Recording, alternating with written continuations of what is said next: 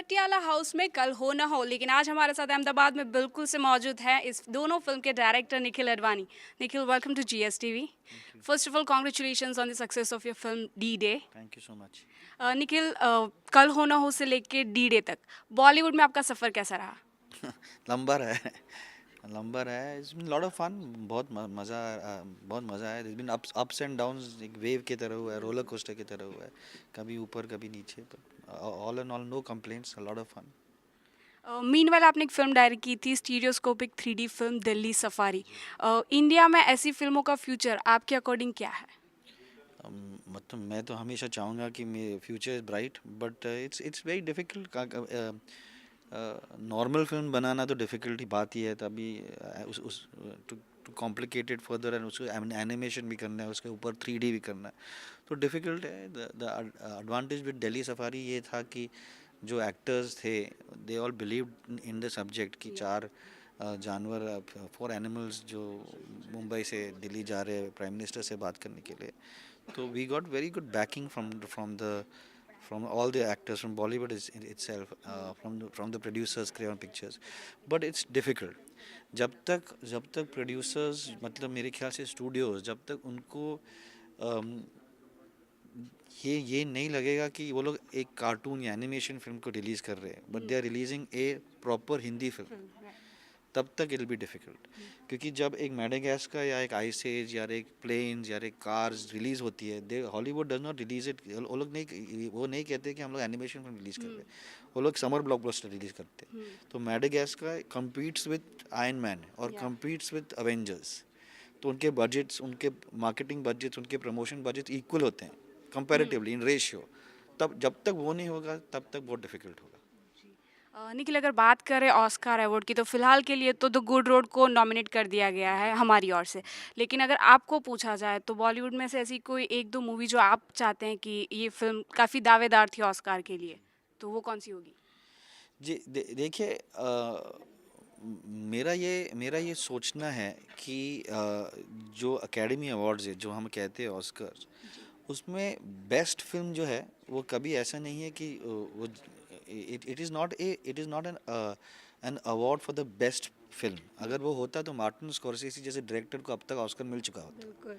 उनसे better director मेरे ख्याल से अभी अब लिविंग डायरेक्टर है नहीं आज तक उनको ऑस्कर दिया नहीं गया है अगर वो होता तो वुडी एलन जैसे डायरेक्टर को अब तक अवार्ड मिल चुका होता उनको दिया नहीं गया तो the what I am trying to say is that the Academy Award is a forum where the best publicised and best promoted film wins और लंच बॉक्स जैसी फिल्म जिसका बैकिंग सोनी क्लासिक्स था जिसका बैकिंग यूटीवी डिज्नी का था जिसका banking Anurag Kashyap Karan Johar जैसे एमिनेंट फिल्म मेकर्स पर्सनैलिटीज़ के थे जिसमें इरफान खान जैसे इंटरनेशनल स्टार थे तो given all those parameters it had the best chance to win whether it lunchbox is better than the good road that can only be decided by the people who are in the jury तो I don't I but I still feel कि the अगर chance था तो it would have been Lunchbox to get into that particular zone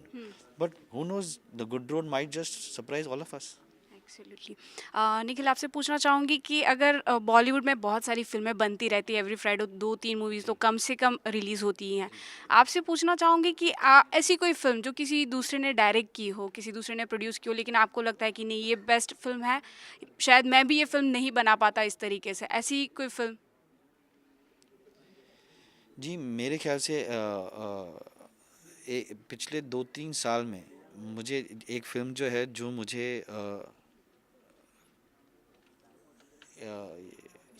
which has stunned me is Vikram Motwani की उड़ान जो मुझे लगा कि मतलब अगर मैं चाहता था कि मैं शायद ये फिल्म बनाऊं पर मैं ये भी जानता हूँ कि जिस तरह से उन्होंने वो फिल्म बनाई है मैं कभी वो फिल्म उस तरह से जिस ऑनेस्टी से उन्होंने वो फिल्म बनाई है मैं शायद नहीं बना पाऊँ फ़िलहाल बॉलीवुड में कुछ एक्टर्स हैं जो कि काफ़ी धूम मचा रहे हैं, लाइक यंगस्टर्स हैं। बात करें रणबीर कपूर की, रणवीर सिंह, इमरान खान। आप यंगस्टर्स जो हैं उनको छोड़कर अगर कोई पुराने star like senior stars in fact उनमें से किसी के साथ काम करना चाहें, शाहरुख, सलमान, तो उनमें से आप किसको पहली पसंदगी देंगे? एंड देन यंगस्टर्स में से किसको सिलेक्ट करेंगे? मैंने शाहरुख और सलमान दोनों के साथ काम किया है उसके बाद मैं चाहूँगा कि मैं अमिताभ बच्चन के साथ काम करूँ। जी, तो उनके साथ ऐसी कोई फ़िल्म का कोई आप डिस्कशन कर रहे हैं? जी, मैं मेहरुन्निसा प्रोड्यूस करने वाला था, जो अभी जी। मैं नहीं कर रहा हूँ, और तो दैट्स माय लॉस, बिकॉज़ मैं जिस टाइम पे वो फ़िल्म फ्लॉस पे जा रही थी, उस टाइम पे मैं डी डे के बनाने में बहुत इन्वॉल्व था। But I wish that before at least my career gets over, I get a chance to make a film with Amitabh Bachchan. आपने डी डे में काम किया ऋषि कपूर जी के साथ में, ऑब्वियसली बहुत ही बेहतरीन अनुभव रहा होगा। फिर से उनके साथ काम करने का कोई इरादा है? जैसे मैंने कहा, मैं सोच नहीं सकता हूँ फिल्म विदाउट ऋषि कपूर। मैंने मेहरुन्निसा में फिर से ऋषि जी को कास्ट किया था। जी। तो मैं हर फिल्म में ऋषि कपूर को देखता हूँ, मैं हर फिल्म में ऋषि कपूर को मैं लिखता हूँ। तो he just makes my life so much easier, क्योंकि मैं सोच सकता हूँ कि यार ये रोल मैं उनको दे दूँ। और ऐसा भी नहीं है कि मैं वो सिर्फ एक फादर का रोल प्ले कर सकते हैं, he has proved that he can play any kind of role, so it's become so much simpler for me.